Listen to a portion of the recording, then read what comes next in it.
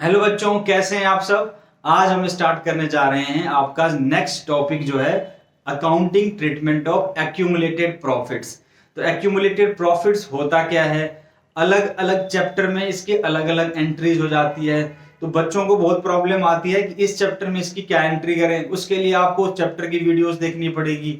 तो उस सब झंझट को खत्म करते हुए मैं आपको इसी वीडियो में हर एक चैप्टर्स में एक्यूमुलेटेड प्रॉफिट की क्या एंट्री होगी, यानी change in profit sharing ratio में इसकी क्या एंट्री होगी, एडमिशन में कैसे ट्रीट करेंगे इसको, रिटायरमेंट में कैसे ट्रीट करेंगे इसको, डेथ में कैसे ट्रीट करेंगे इसको, और डिसोल्यूशन ऑफ फर्म के अंदर इस एक्यूमुलेटेड प्रॉफिट्स को कैसे डील करेंगे, वो सब मैं आपको इसी वीडियो में बता दूंगा, ताकि आपको यहीं से समझ में आ जाए कि अगर क्वेश्चन रिटायरमेंट का है तो कैसे लिखना है, डेथ का है तो कैसे लिखना है। करेक्ट। तो चलिए हम स्टार्ट करते हैं accounting treatment of accumulated profit. तो सबसे पहले तो ये देखो कि एक्यूमुलेटेड प्रॉफिट में क्या क्या चीजें आती हैं और एक्यूमुलेटेड लॉस में क्या क्या चीजें दे रखी होंगी। तो आप मेरे साथ साथ पहले लिखो, दो पार्ट में इसको मैं डिवाइड कर देता हूं। एक लिख देता हूं मैं एक्यूमुलेटेड प्रॉफिट्स, एक्यूमुलेटेड प्रॉफिट्स, और दूसरा लिख देता हूं मैं accumulated loss, accumulated losses, accumulated losses. इधर आ गया एक्यूमुलेटेड प्रॉफिट्स, उधर आ गया एक्यूमुलेटेड लॉस। एक्यूमुलेटेड प्रॉफिट्स में क्या क्या चीजें रहती है, तो इसमें सबसे पहला रहेगा प्रॉफिट एंड लॉस का क्रेडिट बैलेंस। अगर क्रेडिट बैलेंस है तो क्या कहलाएगा, वो एक्यूमुलेटेड प्रॉफिट। दूसरा इसमें और क्या हो सकता है आपके पास, जनरल रिजर्व। दूसरा क्या हो सकता है आपके पास, जनरल रिजर्व। फिर तीसरा क्या हो सकता है आपके पास, इसके अंदर एक चीज हो सकती है आपके पास workmen's compensation, workmen's compensation reserve. फिर नेक्स्ट क्या आ सकता है इसके अंदर, investment fluctuation reserve, investment fluctuation reserve, जिसको हम आईएफआर बोलते हैं। तो इन सब को इकट्ठा बोला जाता है एक्यूमुलेटेड प्रॉफिट्स। एक्यूमुलेटेड मतलब इकट्ठा, ठीक है। एक्यूमुलेटेड लॉस का मतलब क्या होता है, एक्यूमुलेटेड लॉस में आपके पास आएगा प्रॉफिट एंड लॉस का डेबिट बैलेंस। अगर डेबिट बैलेंस है इसका मतलब वो प्रॉफिट नहीं, क्या है वो, लॉस। या आपके बैलेंस शीट के एसेट साइड अगर पी एंड एल आ रहा है तो क्या है वो, लॉस। और अगर बैलेंस शीट के लायबिलिटी साइड अगर पी एंड एल आ रहा है इसका मतलब क्या है वो, प्रॉफिट। तो क्रेडिट साइड, क्रेडिट बैलेंस या लायबिलिटी साइड दोनों एक ही बात है, डेबिट बैलेंस या एसेट साइड दोनों एक ही बात है। तो ये होगा लॉस और ये होगा आपका प्रॉफिट। उसके बाद इसके अंदर और क्या आता है, इसमें आएगा advertisement, advertisement suspense account, advertisement suspense account, ये भी आपका क्या कहलाएगा, लॉस। तो ये दो लॉस रहेंगे और ये आपके रह जाएंगे प्रॉफिट्स। तो इनको बोलते हैं एक्यूमुलेटेड प्रॉफिट, इनको बोलते हैं एक्यूमुलेटेड लॉस। करेक्ट है। अब इसकी ट्रीटमेंट कैसी है, इसकी ट्रीटमेंट आपको समझने के लिए मैं आपको बताता हूं। इसके दो कॉन्सेप्ट हैं। क्या कॉन्सेप्ट है, प्रॉफिट में दो बातें आपको याद रखनी है। क्या याद रखनी है प्रॉफिट में, कि पहला केस आता है इसमें केस 1 और इधर हो गया case 2। When partners, when partner do not want to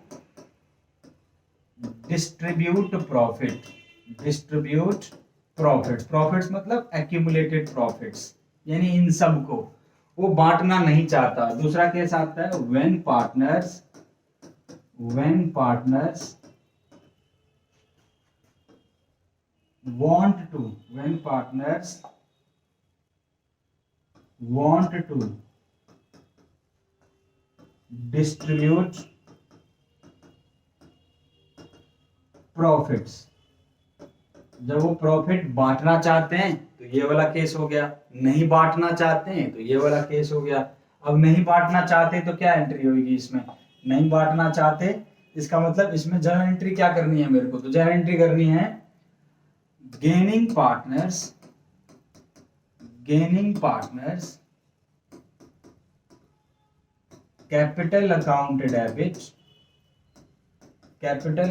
debit to sacrificing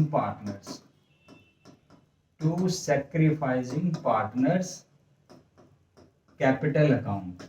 यानी जब क्वेश्चन ये कह दे कि एक्यूमुलेटेड प्रॉफिट क्वेश्चन में गिवन तो है बट उसको पार्टनर्स बांटना डिस्ट्रीब्यूट करना नहीं चाहता, तो उस प्रॉफिट की क्या एंट्री करेंगे हम, gaining partners capital account debit to sacrificing. इसका मतलब आपको पहले गेनिंग रेशियो निकालना पड़ेगा, फिर देखना है कि कौन गेन कर रहा है, जो गेन कर रहा है उसको डेबिट करेंगे और जो सैक्रिफाइस कर रहा है उसको क्या कर देंगे, हम क्रेडिट कर देंगे।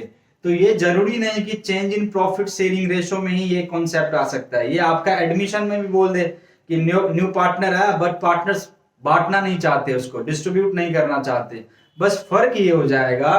तो उस केस में देखो जब कोई नया पार्टनर आएगा एडमिशन में तो न्यू पार्टनर्स तो गेन करेगा बट उसके लिए एडमिशन में क्या हो जाएगा, यहाँ पे गेनिंग पार्टनर्स कैपिटल नहीं, यहाँ पे क्या आ जाएगा फिर करंट अकाउंट डेबिट हो जाएगा।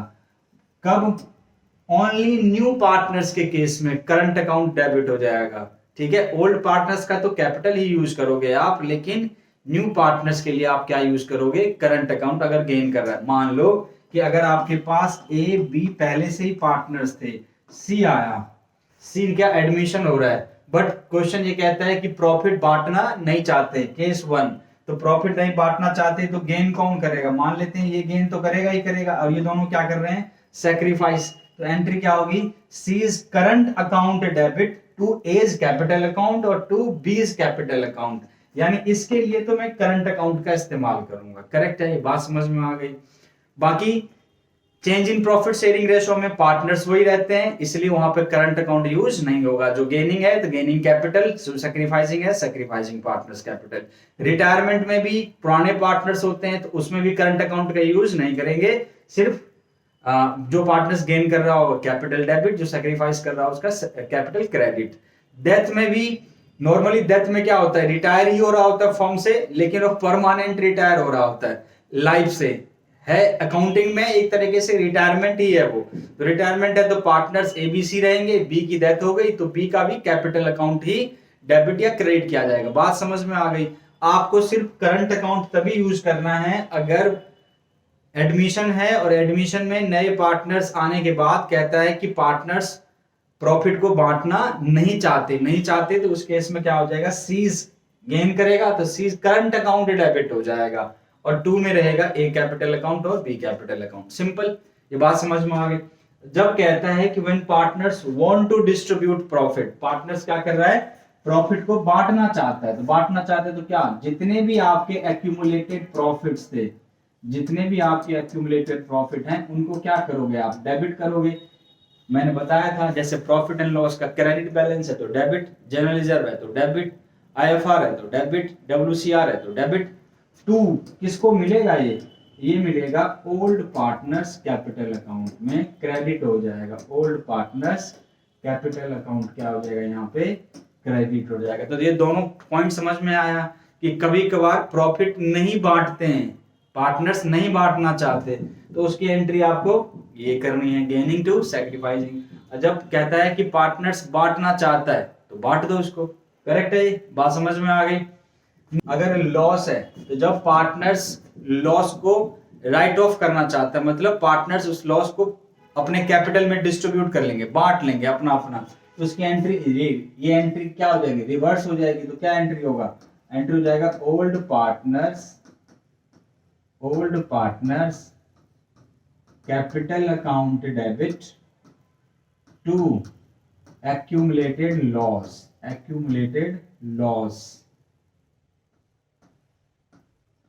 अब एक्यूमुलेटेड लॉस क्या होता है, तो प्रॉफिट एंड लॉस का डेबिट बैलेंस या एडवर्टाइजमेंट सस्पेंस अकाउंट। तो ये एंट्री आपको करनी है जब क्वेश्चन में लिख दे कि लॉस हो और लॉस पार्टनर्स क्या कर रहा है, बांटना चाह रहा है। अगर क्वेश्चन में देखो, अगर आपका एडमिशन है और एक्यूमुलेटेड लॉस दिया हुआ है, जो लॉस दिया हुआ है, अब सवाल ये आता है कि पार्टनर्स लॉस को ले जाना चाह रहा है कि नहीं ले जाना चाह रहा है, मतलब बांटना चाह रहा है कैपिटल अकाउंट में या नहीं। तो हमेशा ये एज्यूम करेंगे कि बांटेंगे। अगर मेंशन नहीं करता है कि नहीं बांटना तो ठीक, नहीं तो हमेशा हम क्या मानेंगे, बांटना है, करेक्ट। चाहे वो चेंज इन पीएसआर हो, चाहे एडमिशन हो, चाहे रिटायरमेंट हो, चाहे डेथ हो, चाहे वो डिसोल्यूशन हो। जब वो बांटना नहीं चाहता तो ठीक, अगर बांटना चाहता है तो उसकी एंट्री यही होगी। एजम्पशन यही मानेंगे कि क्वेश्चन या तो मेंशन करे, अगर नहीं मेंशन करता है तो उसका मतलब बांटना चाह रहा है वो। इसीलिए आप देखते हो कि एक्यूमुलेटेड प्रॉफिट्स की ये और लॉस की ये entry change in profit sharing ratio में कब करेंगे? जब पार्टनर्स कहता है कि बांटना चाह रहे हैं। एडमिशन में कुछ नहीं बोल रहा है क्वेश्चन तो यही करेंगे। रिटायरमेंट में कुछ नहीं बोल रहा क्वेश्चन, यही करेंगे। डेथ में कुछ भी नहीं बोल रहा क्वेश्चन, बांटना है कि नहीं बांटना है, तो हमें बांटना है, इसका मतलब यही एंट्री करेंगे। ये वाली entry gaining to sacrificing profits की एंट्री तभी होगी जब क्वेश्चन कहता है कि पार्टनर्स बांटना नहीं चाह रहा, यानी एक्यूमुलेटेड प्रॉफिट है तो सही पर पार्टनर्स को डिस्ट्रीब्यूट करना नहीं चाह रहा। उस केस में आपको ये एंट्री करनी है एक्यूमुलेटेड प्रॉफिट की। बात समझ में आ गई? यानी एक्यूमुलेटेड प्रॉफिट नहीं बांटेंगे तभी जब क्वेश्चन कहेगा, या क्वेश्चन ये कह देगा pass adjustment entry, past single entry, उस केस का मतलब ही यही है कि पार्टनर्स बांटना नहीं चाह रहा तो ये एंट्री। तो मैंने अभी आपको एक्यूमुलेटेड प्रॉफिट की तो एंट्री बता दी। अगर इसमें लॉस हो जाए तो लॉस हो जाए। इस बार के सीबीएसई के सैंपल पेपर में क्वेश्चन आया हुआ है जिसमें लॉस है, नेट लॉस है, बट कहता है कि पार्टनर्स उसको डिस्ट्रीब्यूट नहीं करना चाहता, तो उस केस में क्या एंट्री होगी? तो उस केस में एंट्री ये भी रिवर्स हो जाएगी। तो ये एंट्री हो जाएगी sacrificing partners capital account debit to gaining partners capital account.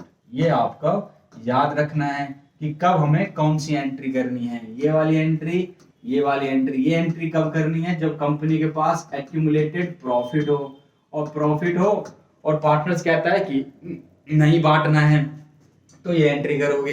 Accumulated loss है, कह रहा है नहीं बांटना है, तो हम ये एंट्री करेंगे एक्यूमुलेटेड लॉस की। और इधर जो मैंने बताया प्रॉफिट की एंट्री कब? जब क्वेश्चन कहता है कि बांटना है या कुछ भी नहीं बोल रहा, तो इसका मतलब क्या है कि वो बांटना ही है, डिस्ट्रीब्यूट ही करना है, तो आप प्रॉफिट की एंट्री करोगे और लॉस की ये एंट्री करोगे। हर एक चैप्टर में यही कॉन्सेप्ट है एक्यूमुलेटेड प्रॉफिट का।